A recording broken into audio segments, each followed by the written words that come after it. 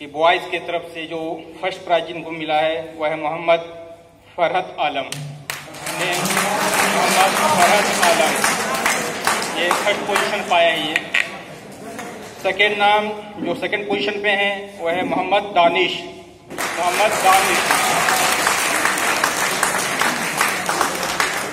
और तीसरा जो पोजीशन जिन्होंने रखा है, जिनका आया है, वह है सद्दाम हुसैन, सद्दाम हुसैन।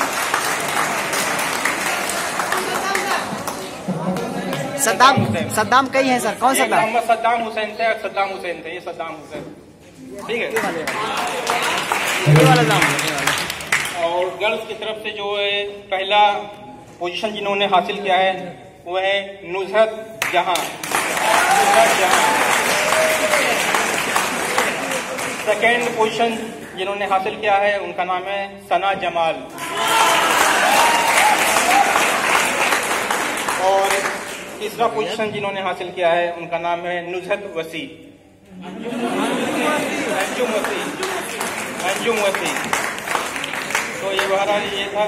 और सर ने जैसा बताया कि वाकई में 2 रात से मैं भी नहीं सोया हूँ और मैं इलाहाबाद से लौटा ही था कि मालूम चला कि यहाँ पर आना है जज के लिए। बहरहाल मेरे पास तो ऐसा कुछ नहीं है सुनाने के लिए, लेकिन 2 लाइन इन्होंने कहा तो 2 लाइन में आप लोगों के सामने मैं पेश करता हूँ।